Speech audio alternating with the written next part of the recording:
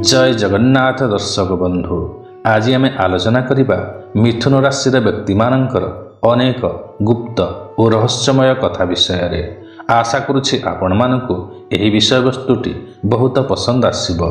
एथिपई अनुरोध करे कि वीडियोटी को शेष पर्यंत निश्चय देखंतु एवं वीडियोटी को गोटिए लाइक निश्चय करंतु।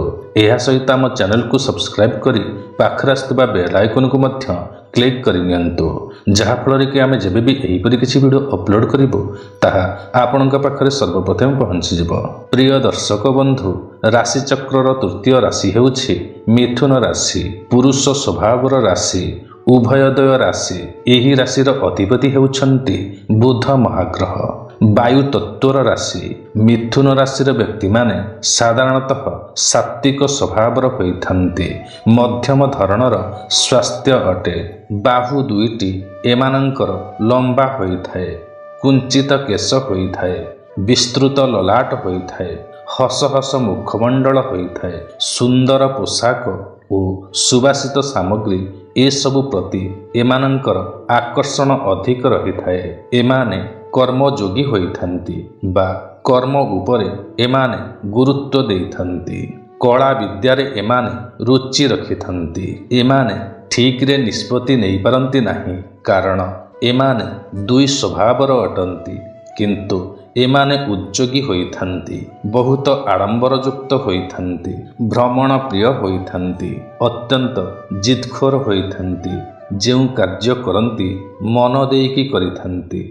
धैर्यवान होइथान्ति। केही जदि एमानंकु किछि खरापे कहि दियंती ताहाकु सहि जिबार क्षमता एमानंकर रहिथाए। उदार चरित्रर होइथान्ति। समस्तंकर प्रिय भाजन हेबा पई चेष्टा करिथान्ति।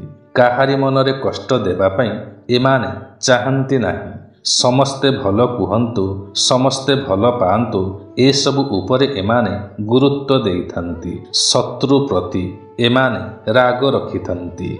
मात्र शत्रुर एमाने किछि भी क्षति करिपारंती नाही। एमाने अन्यर हित चिंता करंती, हित करिथान्ति।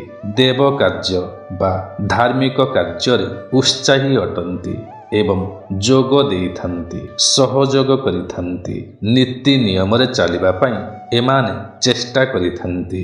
जीवन रे जदि किछि भी बड़ धरणर समस्या आसी जाए तेबे एमाने ताहाकु सामना करि पारंती नाही, कारण ठीक समय रे ठीक निष्पत्ति एमाने नहीं पारंती नाही। एथिपई बड़ धरणर समस्या आसिले एमाने विचलित होई पड़ंती।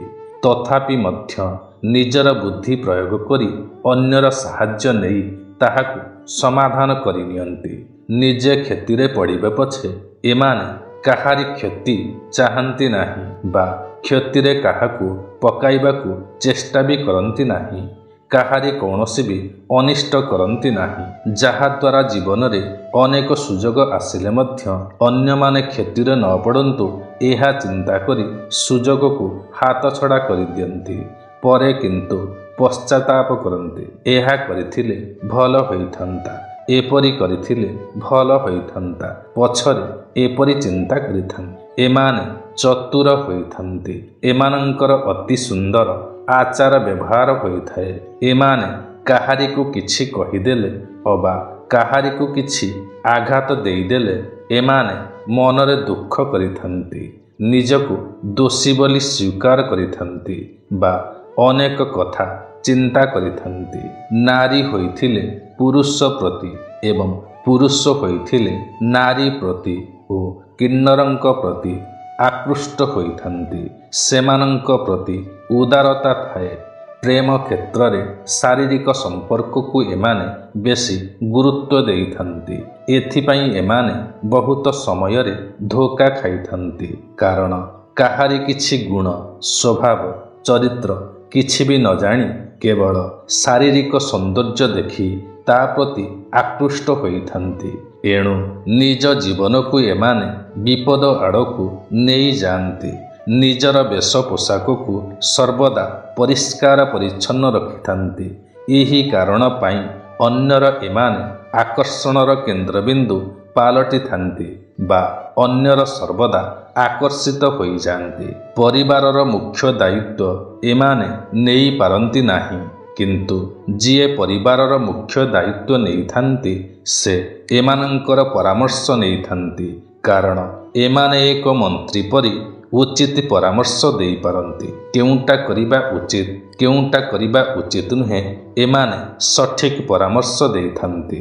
ମାତା ପିତା, ଭାଇ ଭଉଣୀ, ଜେଜେ, ଦାଦା ଖୁଡ଼ି, ସ୍ୱାମୀ ସ୍ତ୍ରୀ ଯିଏ ବି ହେଉନା କାହିଁକି ଏମାନେ ସମସ୍ତଙ୍କୁ ସମାନ ଦୃଷ୍ଟିରେ ଦେଖିଥାନ୍ତି, ସମସ୍ତଙ୍କର ଦେଖାଶୁଣା କରିଥାନ୍ତି। ପରିବାରରେ ଅଶାନ୍ତି ରହୁ ଏମାନେ କେବେ ବି ଚାହାନ୍ତି ନାହିଁ। ପରିବାରର ସମସ୍ତ ସଦସ୍ୟଙ୍କୁ ଏକାଠି ବାନ୍ଧି ରଖିବା ପାଇଁ ଚେଷ୍ଟା କରିଥାନ୍ତି। ପରିବାରରେ ଅପ୍ରୀତିକର ଘଟଣା ଠାରୁ ଦୂରେଇ ରୁହନ୍ତି। କିପରି ପରିବାରରେ ଝଗଡ଼ା ନ ହେଉ, ଯୁକ୍ତି ତର୍କ ନ ହେଉ ଏମାନେ ତାହାର ସମାଧାନ ଚାହାନ୍ତି। ଗୁରୁଜନମାନଙ୍କୁ ଯଥେଷ୍ଟ ଭକ୍ତି କରିଥାନ୍ତି। ସାନମାନଙ୍କୁ ସ୍ନେହ ଶ୍ରଦ୍ଧା କରିଥାନ୍ତି। ଜୀବନରେ ସ୍ତ୍ରୀ ସ୍ୱାମୀଙ୍କୁ, ସ୍ୱାମୀ ସ୍ତ୍ରୀଙ୍କୁ କାମନାରେ ବାନ୍ଧିବାର ଯଥେଷ୍ଟ କ୍ଷମତା ଏମାନଙ୍କଠାରେ ରହିଥାଏ, ଯାହାକି ଅନ୍ୟ ରାଶିର ବ୍ୟକ୍ତିମାନଙ୍କ ପାଖରେ ସେତେଟା ଦେଖିବାକୁ ମିଳିନଥାଏ। ଯଦିବା ବୈବାହିକ ଜୀବନରେ ଅବା ପରିବାରରେ ଝଗଡ଼ାଝାଟି ଦେଖାଦେଇଥାଏ, ତେବେ ଏମାନେ ସବୁ ଦୋଷକୁ ନିଜ ମୁଣ୍ଡକୁ ନେଇଯାଇଥାନ୍ତି। ନିଜର ଭୁଲ ନଥିଲେ ମଧ୍ୟ ଏମାନେ ଜାଣି ଜାଣି ମୁଣ୍ଡକୁ ନୁଆଇ ଦିଅନ୍ତି, କାରଣ ପରିବାରକୁ ସୁଖରେ ରଖିବା ପାଇଁ କିମ୍ବା ବୈବାହିକ ଜୀବନକୁ ମଜବୁତ କରିବା ପାଇଁ ଭୁଲ ନଥିଲେ ମଧ୍ୟ ନିଜେ ଭୁଲ ମାନି ନିଅନ୍ତି। ପର ପୁରୁଷ ବା ପର ନାରୀ ସହିତ ସମ୍ପର୍କ ରଖିଥିଲେ ମଧ୍ୟ ନିଜ ସ୍ତ୍ରୀ ବା ନିଜ ସ୍ୱାମୀଙ୍କୁ ଏମାନେ ଯଥେଷ୍ଟ ସମ୍ମାନ ଦେଇଥାନ୍ତି, ଗୁରୁତ୍ୱ ଦେଇଥାନ୍ତି। ଏଣୁ ଏମାନଙ୍କର ବୈବାହିକ ଜୀବନରେ କେବେ ବି ସମସ୍ୟା ବେଶୀ ଦେଖାଦେଇ ନଥାଏ। ନିଜର ସ୍ୱାମୀଙ୍କୁ ବା ନିଜର ସ୍ତ୍ରୀଙ୍କୁ ଏମାନେ ସହଜରେ ହାତଛଡ଼ା କରନ୍ତି ନାହିଁ ବା ସମ୍ପର୍କ ଖରାପ କରନ୍ତି ନାହିଁ। ତୁଳା ରାଶି କିମ୍ବା କୁମ୍ଭ ରାଶିର ବ୍ୟକ୍ତି ବା ନାରୀମାନେ ମିଥୁନ ରାଶି ପାଇଁ ଶ୍ରେଷ୍ଠ ଜୀବନସାଥୀ ହୋଇଥାନ୍ତି ଏବଂ ମୀନ ରାଶି କିମ୍ବା ଧନୁ ରାଶିର ବ୍ୟକ୍ତି ବା ନାରୀମାନେ ଏହି ରାଶି ପାଇଁ ସେତେଟା ଶୁଭ ନୁହନ୍ତି। ସମାନ ଚିନ୍ତାଧାରା, ସମାନ ବୃତ୍ତି, ସମପାଠିକା ବା ପାଠକ, ସମାନ ଖେଳସାଥୀ, ସମାନ କର୍ମଚାରୀମାନଙ୍କ ସହିତ ବନ୍ଧୁତା କରିବା ପାଇଁ ଇଚ୍ଛା ରଖିଥାନ୍ତି ବା ବନ୍ଧୁତା ସ୍ଥାପନ କରିଥାନ୍ତି। ବନ୍ଧୁ ନ ହୋଇ କେବଳ ପରିଚିତ ହୋଇଥିଲେ ସେମାନଙ୍କୁ ସେତେଟା ଗୁରୁତ୍ୱ ଦେଇନଥାନ୍ତି। ଶତ୍ରୁକୁ ସାମ୍ନା କରିବାର କ୍ଷମତା ନଥିଲେ ମଧ୍ୟ ପରୋକ୍ଷରେ ନିଜର ବୁଦ୍ଧି ବଳରେ ଶତ୍ରୁକୁ ପରାସ୍ତ କରିପାରନ୍ତି। ନିଜର ଶତ୍ରୁକୁ ଜାଣିବାକୁ ଦିଅନ୍ତି ନାହିଁ ଯେ ଏମାନେ ଭିତରେ ଭିତରେ କେତେ କ'ଣ କରିପାରୁଛନ୍ତି ବୋଲି। ଏମାନେ ନିଜର ପ୍ରଶଂସା ଶୁଣିବାକୁ ଇଚ୍ଛା ରଖିଥାନ୍ତି ଏବଂ କେହି ଯଦି ପ୍ରଶଂସା କରିଦିଅନ୍ତି ତେବେ ଏମାନେ କୃତ୍ୟ ହୋଇଯାଆନ୍ତି। ଏଥିପାଇଁ ଏମାନେ ମଧୁର ବ୍ୟବହାର ପ୍ରଦର୍ଶନ କରିଥାନ୍ତି। ପ୍ରତ୍ୟେକ ବିଷୟରେ କିଛି ନା କିଛି ଜାଣିବାର ଇଚ୍ଛା ଏମାନଙ୍କ ପାଖରେ ଥାଏ। ଏମାନେ ଭଲ ସାହିତ୍ୟିକ ହୋଇପାରନ୍ତି ଏବଂ ଭଲ କ୍ରୀଡ଼ାବିତ ମଧ୍ୟ ହୋଇପାରନ୍ତି। ଏମାନେ ପ୍ରାୟତଃ ଅଧିକ ସମସ୍ୟାରେ ପଡ଼ନ୍ତି ନାହିଁ, କାରଣ ଏମାନେ ସର୍ବଦା ହାତେ ମାପି ଚାଖେଣ୍ଡେ ଚାଲିବା ପାଇଁ ପସନ୍ଦ କରିଥାନ୍ତି। ଯଦିବା ଜୀବନରେ କେବେ ଆର୍ଥିକ ଅନାଟନରେ ପଡ଼ିଗଲେ କଥା ଚାତୁରୀ ଦ୍ୱାରା ଧାର କରଜ କରି ଏମାନେ ସେହି ସମସ୍ୟାକୁ ଏଡ଼େଇ ଦେଇପାରନ୍ତି। କରଜ ମଧ୍ୟ ଶୁଝି ଦିଅନ୍ତି। ଏମାନେ କଥା ଦେଇ କଥା ରଖିଥାନ୍ତି। କାହାରିକୁ ଠକିବା, କାହାରିକୁ ହଇରାଣ କରିବାକୁ ଏମାନଙ୍କର ଉଦ୍ଦେଶ୍ୟ ନଥାଏ। ଏଣୁ ଏମାନଙ୍କୁ ଧାର କରଜ ଅତି ସହଜରେ ମିଳିଯାଇଥାଏ। ଯେତିକି ଚୁନାକୁ ସେତିକି ପିଠା କରିବାକୁ ଏମାନେ ପସନ୍ଦ କରିଥାନ୍ତି। ଏଥିପାଇଁ ଆର୍ଥିକ ସଙ୍କଟ ଏମାନଙ୍କର ଜୀବନରେ ସେତେଟା ଦେଖା ଦେଇନଥାଏ। ଯେତିକି ରୋଜଗାର କରନ୍ତି ସେତିକିରେ ଖୁସି ହେବା ପାଇଁ ଚେଷ୍ଟା କରିଥାନ୍ତି। ଅଳ୍ପ ଧନ ଥିଲେ ମଧ୍ୟ ଅଧିକ ଧନ ଅଛି ବୋଲି ଅନ୍ୟ ଆଗରେ ଦେଖେଇ ହୁଅନ୍ତି।